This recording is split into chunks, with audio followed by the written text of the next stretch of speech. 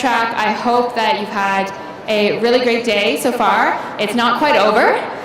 We have our amazing keynote speaker who's going to start next. She is very passionate about strengthening people and companies through positive psychology. She's the co-founder of the climate action company Chooose. Please join me in giving a very warm welcome to Martine Kveim. Thank you. Thanks. Start with showing a little film about us. Chooose has been picked as one of the top 10 startups in the world by the Extreme Tech Challenge. Now we are in Las Vegas to present Chooose at CES, the world's largest tech convention gathering close to 200,000 people. Starting already with a bit of tech problems. Should we just start it again? Chooose has been picked as one of the top 10 startups in the world by the Extreme Tech Challenge. Now we are in Las Vegas to present Chooose at CES, the world's largest tech convention gathering close to 200,000 people. Chooose is a platform for climate positivity and the fastest growing community of climate positive people and brands in the world. Being climate positive means that a person, brand, or product offsets more CO2 than they leave behind, and is offered through a monthly subscription, employee benefits, or as a plug-in to products and events. We're kind of like the Robin Hoods of climate change. We go into the closed carbon credit market on your behalf, where we buy and delete the permits that big polluters need to pollute CO2. This buying and deleting of carbon credits is being done in cooperation with the UN to make sure that the money you invest in climate positivity goes to support sustainable projects in developing countries. It's a win-win for everybody, but most of all, it's a big win for planet Earth.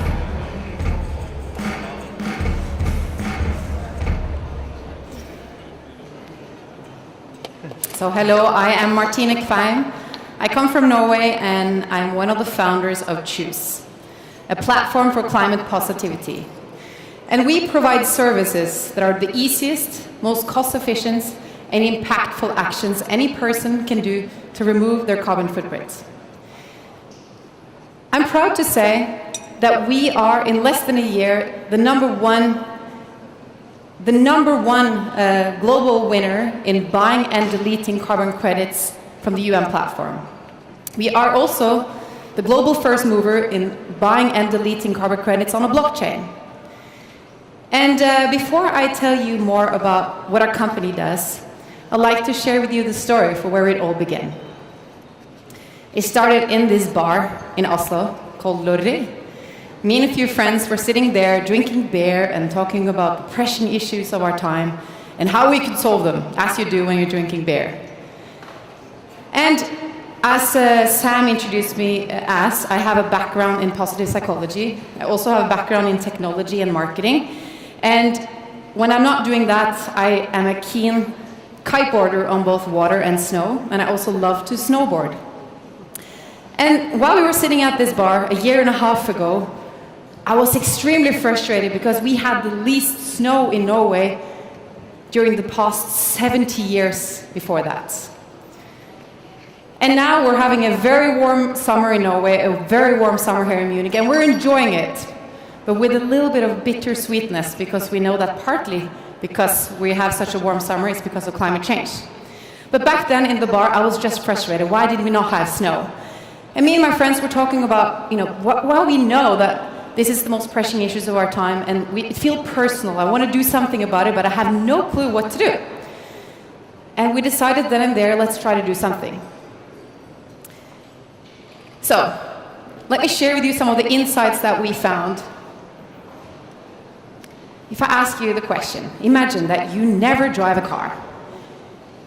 You sell your car, basically. You never eat meat, you have no more occasional burger, and you never fly. You don't go to Gran Canaria Islands or wherever you go, and you recycle everything. How much do you think you could reduce your personal carbon footprint with? Very little. Are you Per? God, I know one guy in this room, and that was pretty cool. Actually, I just met him on Skype. Anyway, so the answer is very little, as he said, only about 1/3. And at the same time, you have this coal-fired power plant in Poland, this particular one called Belkatov, that pollutes more than 6 countries in Europe combined. And that's just twisted. How are they get to do that while we have to do this? And I mean, we should still continue to reduce, reuse, and recycle, but how on earth are they able to do that? Another insight that we found was that we looked into the carbon credit marketplace.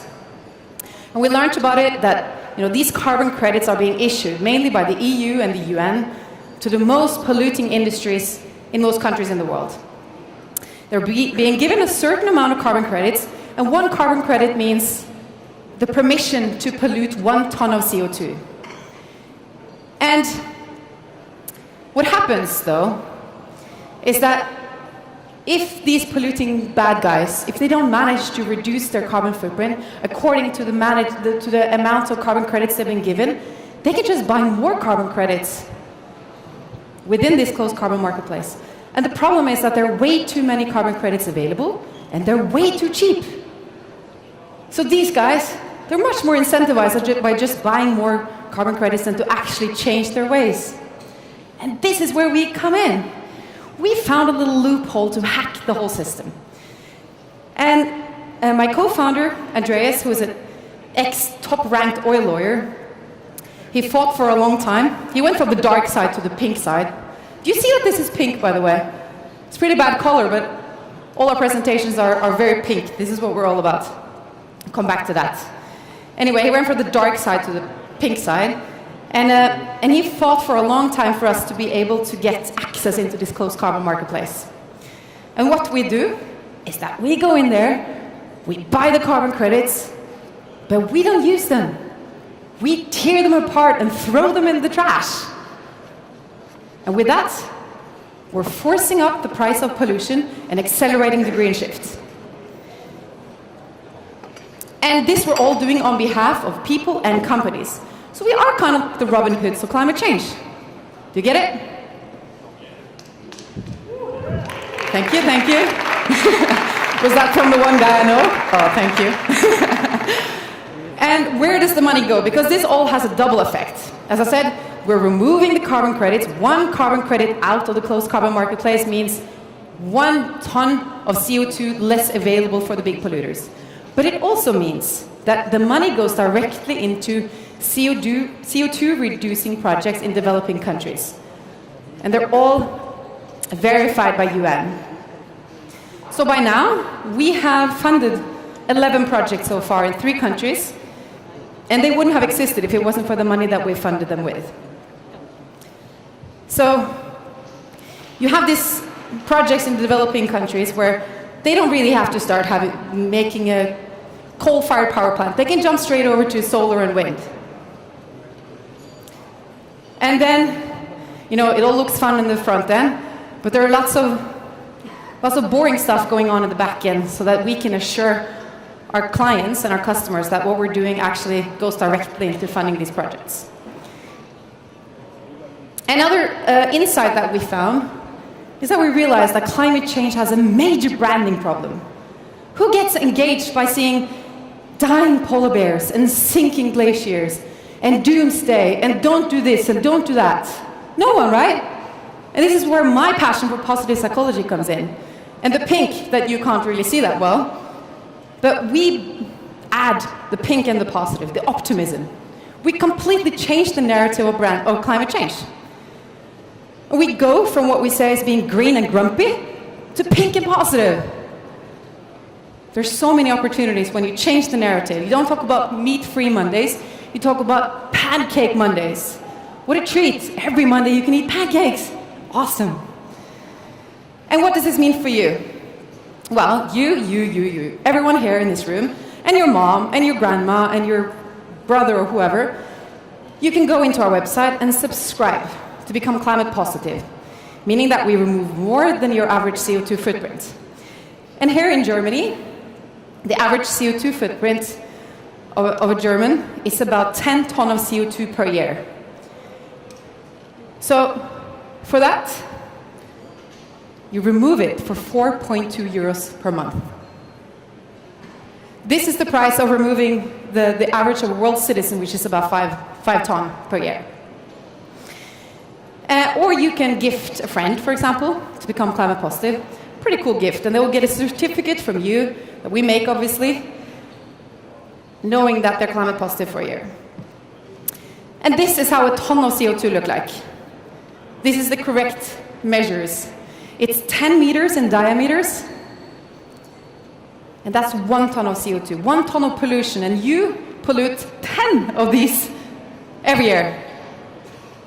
And, as I said, the really, really, really crazy thing about this all, and hold tight, to remove one of these costs less than a beer. Or I actually don't know the price of the beer here, because I've been giving free beers since I arrived. But something like that, or a double cappuccino. To remove 1 ton of CO2, 1 ton of pollution. Huh? Think of the impact you can do. And 80% of our revenue comes from partnerships with businesses. This is some of our client lists that we've got in less than or a little over a year in business. And I'm proud to say that that reaches from IWC, the luxury watch brand, to Red Bull. And we do all sorts of partnerships with them. But why should these companies care? Why does companies from IWC to Red Bull come to us? Well, one other insight that we found, and this was a report that came from World Economic Forum, together with Deloitte last year. It was 31,000 respondees in 168 countries. It was done by millennials, and they say that their #1 concern is climate change. And simultaneously, they say that what they feel their employer is taking least seriously is climate change. You see the opportunity here? Secondly, 75% of them say that they will change jobs within 2 to 4 years unless their job gives them purpose. And this little screenshot is taken from a German newspaper just a few days ago. And as it says, I'm not so good in German. It's been 22 years since I learned it in school. But it says, have more angst for climate change than terrorism, right? All right? Thumbs up? Okay. This is what they care about. And you see it also in consumer behavior. The youngsters, if they can choose what to buy, they will buy consciously.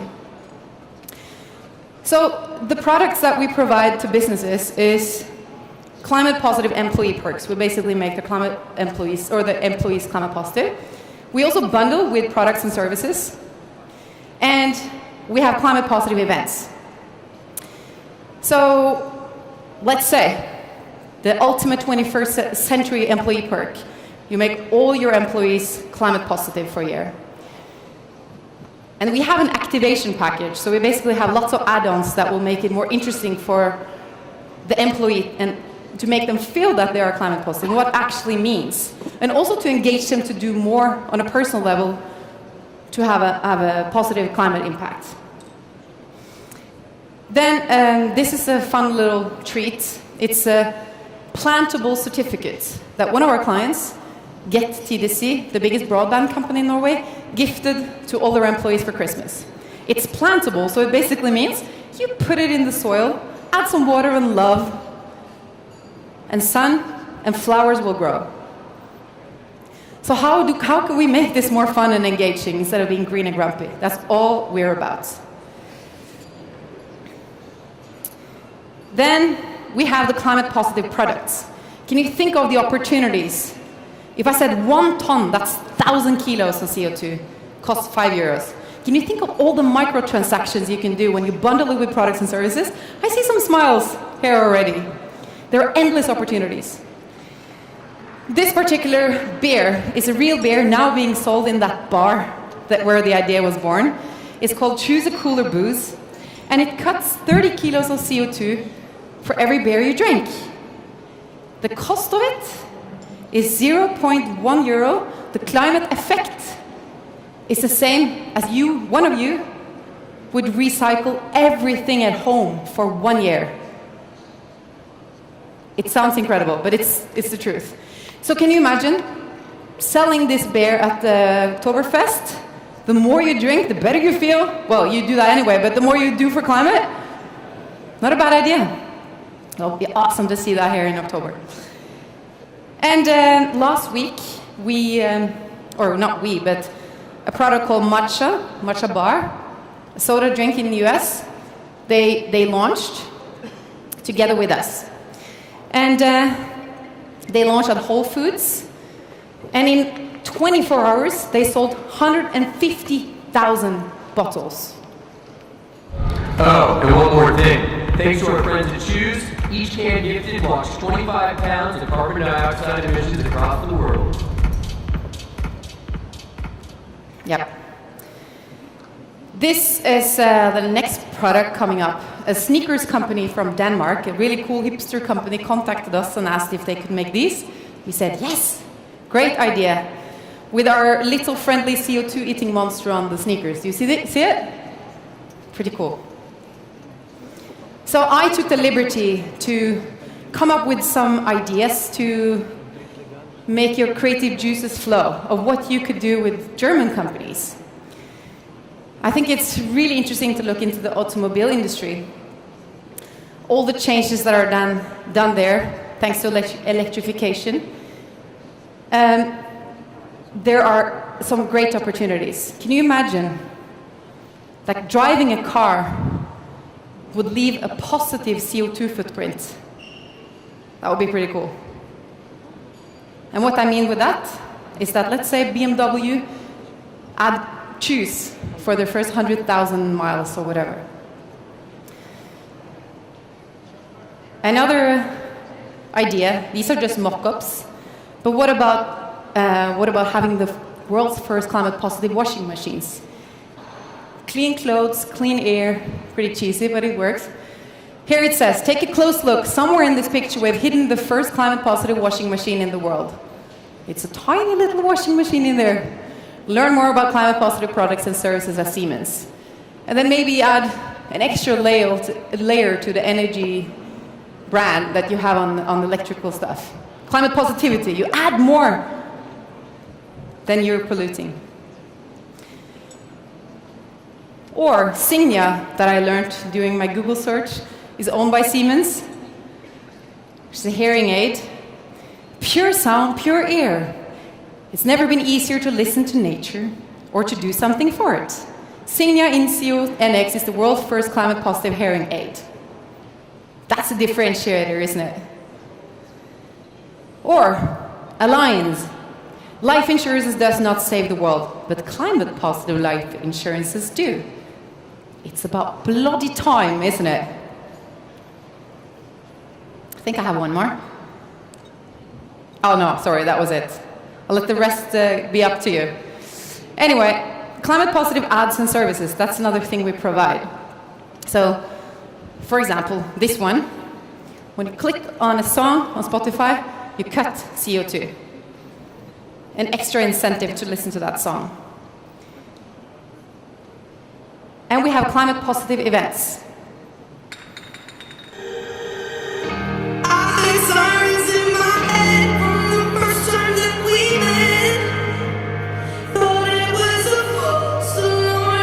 Do you know that song? Okay, so that's by Matoma.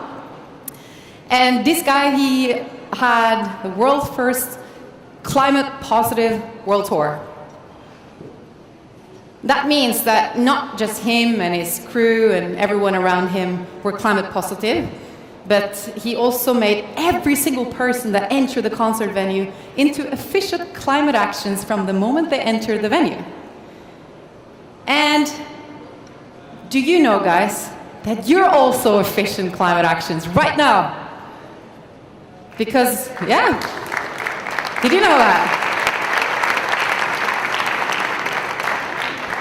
I don't know if you've seen the big balloon outside. That's 100 kilos of CO2, 100 kilos of pollution. And Daho.am, is that how you say it? Daho.am? Another thumbs up. Daho.am has actually removed 100 kilos of CO2 for every person that bought a ticket to the conference. Yes?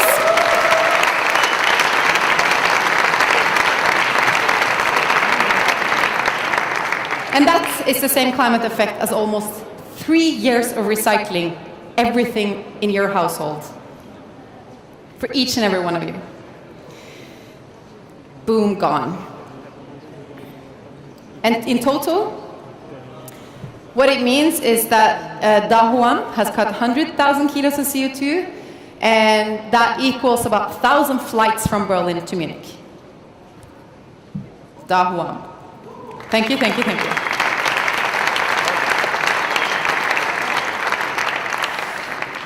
So, we got a really cool call last summer. We thought it was a prank call, but it was actually UN, the UN. They called us, little us. And they said, hey, you are actually the ones in history that have bought and deleted the most carbon credits. We're like, what? Yeah, you are. And we would love to collaborate with you. Pretty cool. And what that means is that when we have that official partnership with UN, they have given us the permission to give the permission to our clients to license them to become part of the UN Climate Neutral Now program. It also means that UN will promote our clients, so cross-promote. So UN actually wrote a story about the Matoma case, for example, which I think is pretty cool. And that's why we can add the UN logo as well. And what's coming up is that we're doing all sorts of fun stuff to really strengthen our brand and partnering with some cool people. You might recognize some of them in the back. But I would like to mention this guy. His name is Testa Martinez. He's 19 years old. He started public speaking when he was 6 years old. He has 2 TED Talks already, and he sued the American government. He's the leader of the Earth Guardians. And he's the prototype of what young people care about. Like, don't fuck with us. Don't fuck with our planet. You better make a change. He's the one in the picture that you saw earlier from the German magazine as well.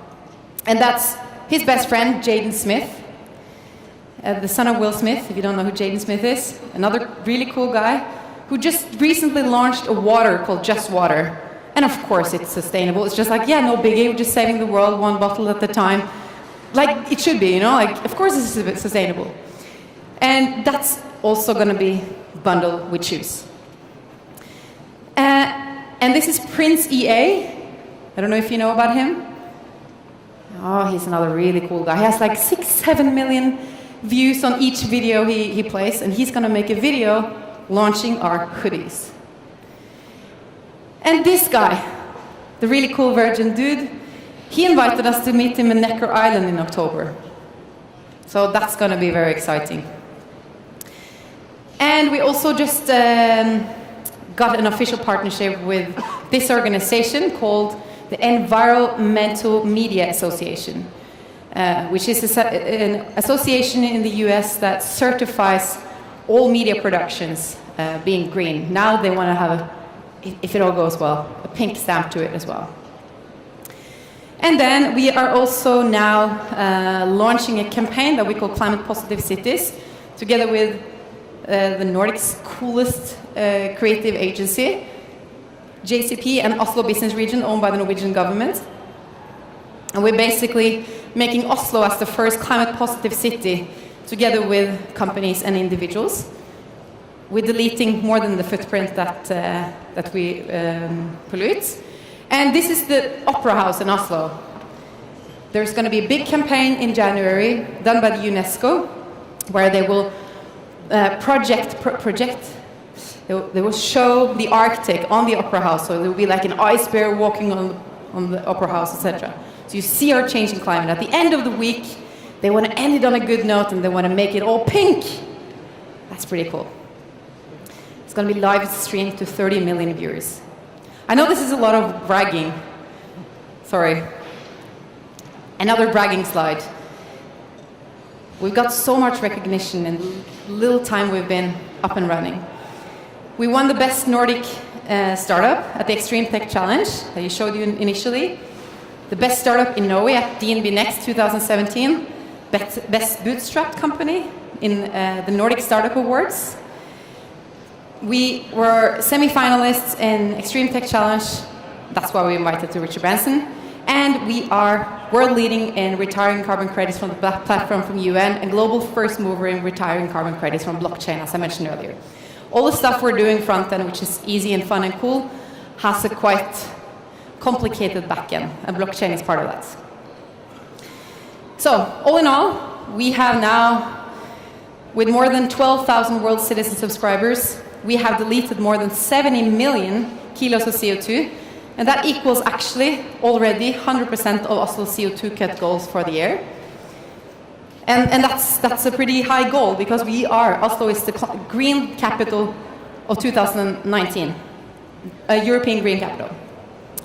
But with the help of collaborators, our goal is to end the year with 250 million kilos.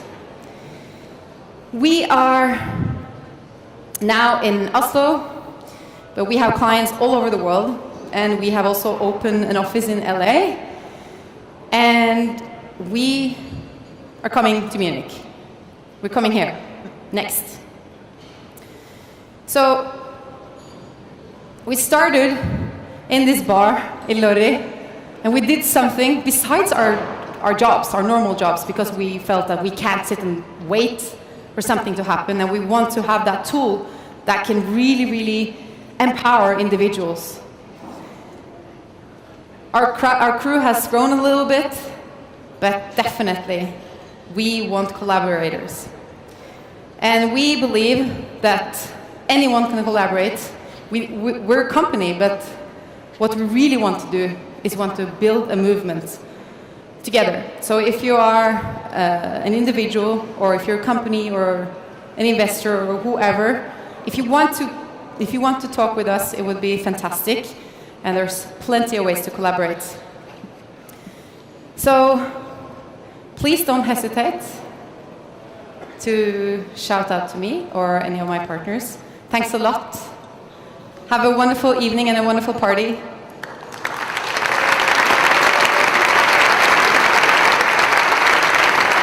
Thank you so much, Martine.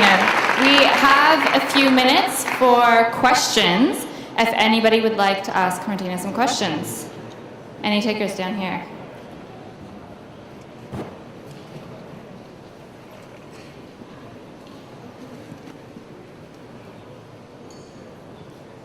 I assume those credits make sense as long as everybody agrees with the Paris Agreement.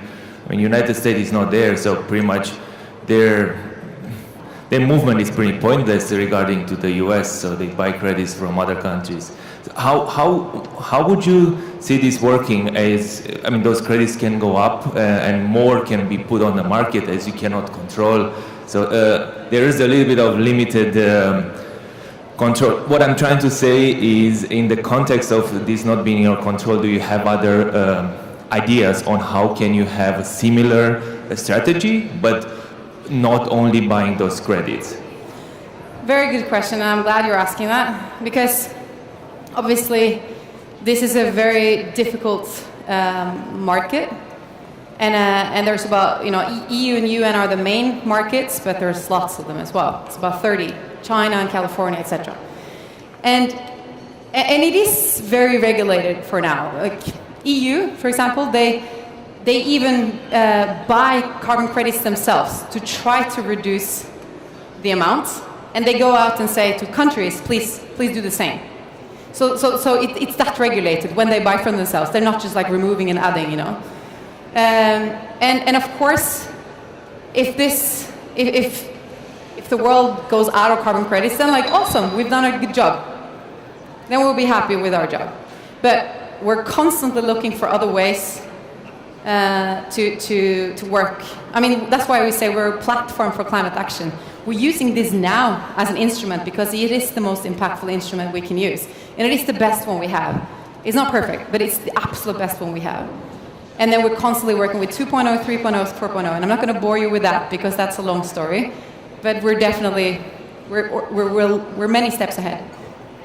So yeah. Any other questions?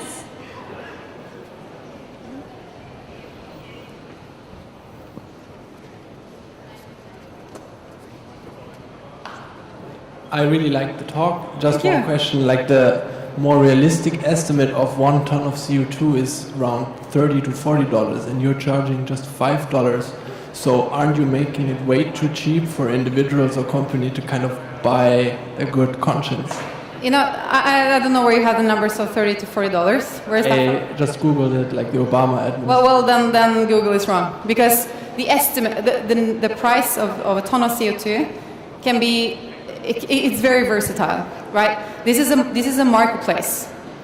It works as a commercial marketplace, so the price can vary from I mean, actually, you have some really, really cheap ones, but we don't touch those carbon credits because they're, I mean, talking about 0 point something, but they're not good. But usually we buy carbon credits that vary from what, €1 to 8 euros, right? So what we do is we give an average, and then we make sure that we take a risk, but we also make sure that we can guarantee that we buy 1 ton of CO2 for €5. So it is wrong. $20 to $30 is wrong. There's a lot more cheaper CO2 out there, carbon credits, but a lot of them are crap as well. So we only go for the triple gold standard UN CER. It's a complicated system. We have 1,000 projects that we can choose from the UN. We make sure that the best ones are the ones we choose from. And also together with our clients, we look into their sustainable development goals, for example, that we say, okay, so this project, it touches upon 3 more. It gives employment to women. You know, whatever it is that they're interested in, we can make sure that we support that. So it's actually wrong. Google is not always right. Yeah, I had another question. Yeah. I really like the project. Thank you. Cool. Can you elaborate a bit more on how you're going to use blockchain to support Chooose? Yes. So, okay, the first thing that we've done is kind of the obvious. Using blockchain, buying carbon credits from a blockchain to make it all transparent, right? But we're taking it a step further as well. So, what we're now working on is incentivizing not just CO2 cuts, but every measurable impacts that works towards sustainable development goals. So we're basically tokenizing impact, if you see what I mean. So that's another very long presentation. Any other questions?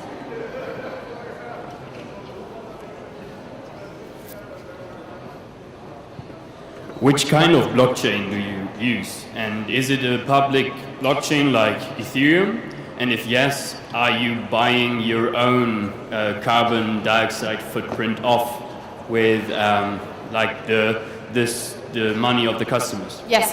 So we are still developing this, but we're looking into Ethereum. We are. And we're going to offset more. So yeah.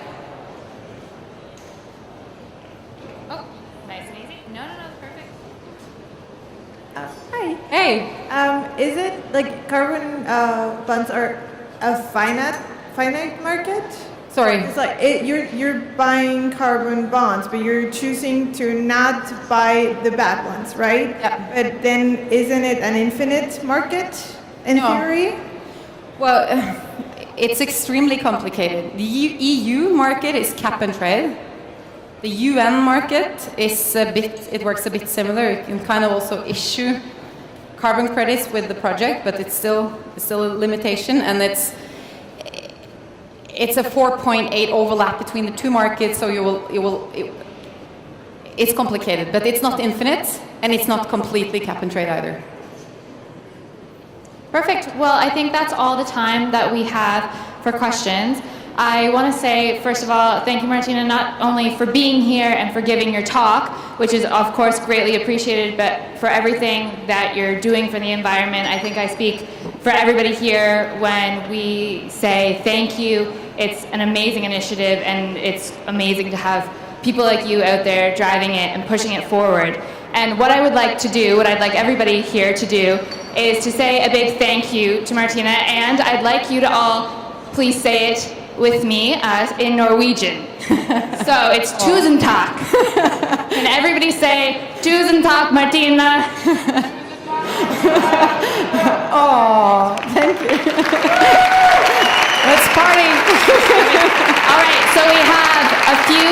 closing words from Johan before we get to the party. Okay, sorry, let's not party yet. All right. What a day.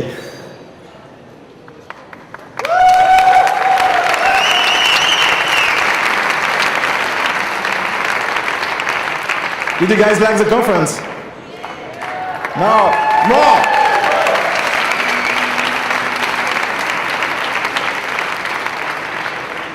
Well, first I would like to thank our sponsors. Right here. Again, without our sponsors, we could not have made this event possible. Thank you for being here.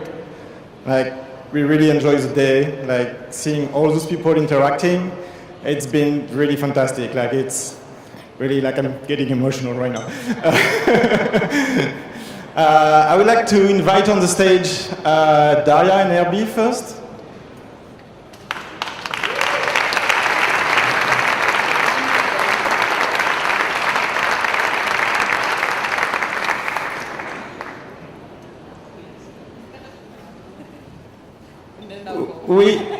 We started to, the scale of this conference and the scale, the different topics actually started last year when I met those guys and I was like, hey, what about we include the startups and more diverse topics than just developers? And that's what we did last year, and that's what we did this year as well, and really tried to scale it up and to bring everyone together. So thank you guys, really appreciate your support.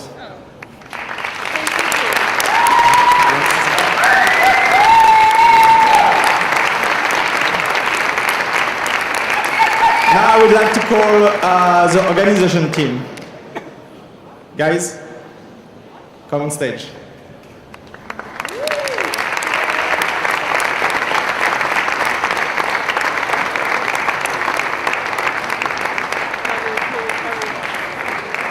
It's been a really big team effort to pull this together,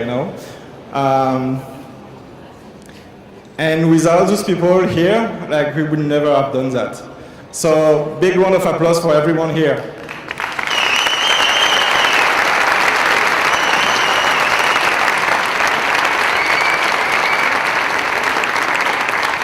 Last but not least, as you've seen, we have a lot of volunteers that helped everyone through the day.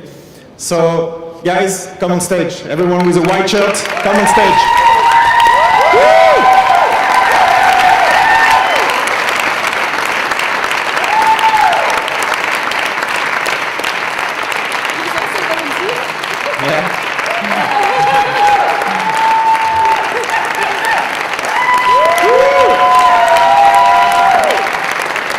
Thanks to all of you.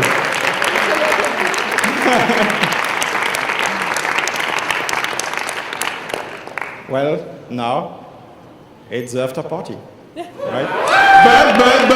But before you need to get your stuff from the wardrobe, please, because we need to close this area and have everyone outside for the rest of the evening. So please get your stuff up there and make sure that you got everything, and then we can start.